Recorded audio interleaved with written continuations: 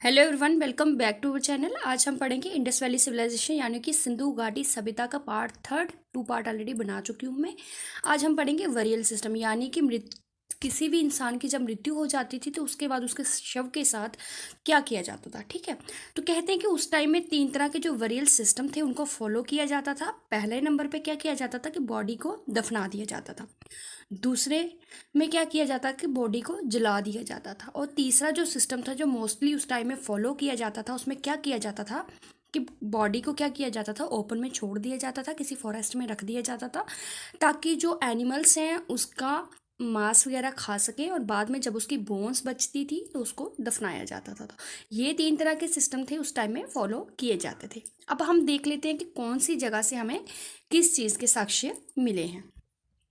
पहला हम बात कर लेते थे हड़प्पा की। हड़प्पा से हमें स्टोन की यानी कि पत्थर की मोहरें मिली हैं।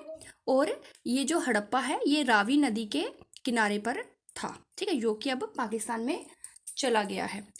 दूसरे नंबर पे बात करते हैं हम मोहनजोदड़ो की, जिसको माउंट ऑफ द डेथ यानी कि मृतकों का टीला भी कहा जाता है। ये इंडस रिवर के बैंक पे है। और यहाँ से हमें ग्रेट बाथ, एक बड़ा स्नानागार, ग्रेट ग्रैनरी, अन्न भंडार और डांसिंग गर्ल एक मूर्ति मिली है, मैन विद बियर्ड। फिर एक मूर्ति मिली है एक आदमी की जिसने दाढ़ी है जिसके फेस पे, और कॉटन कपास के साक्ष्य और असेंबली हॉल। ठीक है, इसके साक्ष्य मिले हैं और माना जाता है कि ये जो मोहनजोदड़ो था ये फ्लड या बाहरी हमलों के कारण नष्ट हो गया था। अब बात कर लेते हैं हम चनहुदड़ो की। तो चनहुदड़ो जो है वो इंडस रिवर के बैंक पे है और जिसको गोपाल मजुमदार और मैक्की ने 1931 में डिस्कवर किया था। यहाँ पे प्री हड़प्पन कल्चर के साक्ष्य मिले हैं यानी कि प्री हड़प्पन कल्चर के बारे में पता चलता है। और ये सिर्फ एक यही साइट है यहाँ पर सिटाडल नहीं है, बाकी सभी जगहों पर क्या है, सिटाडल है। अब कालीबंगा की बात कर लेते हैं। ये राजस्थान में है, गग्गर रिवर के किनारे में है, जिसको ए घोष ने 1953 में डिस्कवर किया था। यहाँ से हमें फायर एल्टार्स, ठीक है, ऊंट की हड्डियाँ, हवन कुंड और घोड़े के रिमेन्स के साक्ष्य मिलते हैं। जबकि इंडस वैली के जो लोग थे उनको घोड़े के यूज़ के बारे में बिल्कुल नहीं पता था और इसको इंडस एम्पायर की 3rd कैपिटल भी जाना जाता था। अब हम बात करते हैं लोथल की, जो कि गुजरात में है, बोगवा रिवर के किनारे है। और इसको SR राव ने 1957 में डिस्कवर किया था। यहाँ से भी हवन कुंड के साक्ष्य मिलते हैं। और यहाँ पे स्टोर हाउस यानी कि अन्नागार, डॉकयार्ड, यहाँ पे जहाज वगैरह बनाए जाते थे। और ये सबसे पुराना पोर्ट था, बंदरगाह था। और यहाँ पे हमें डबल बरियल यानी कि 2 इंसानों को इकट्ठा दफनाने के साक्ष्य मिलते हैं। चावल के साक्ष्य भी हमें यहीं से मिलते हैं। और यहीं पर घर थे जिनका एंट्रेंस द्वार जो होता था वो गली के एकदम फ्रंट में था। बाकी जो जगहें हैं वहाँ पर जो दरवाजे होते थे वो गली के अपोजिट साइड में होते थे। अब हम बात कर लेते हैं रोपर की, जो कि सतलुज नदी के किनारे है और पंजाब में है। इसको YD शर्मा ने 1955 में डिस्कवर किया था। और यहाँ पर इंसान के साथ कुत्ते को दफनाने के साक्ष्य प्राप्त हुए हैं।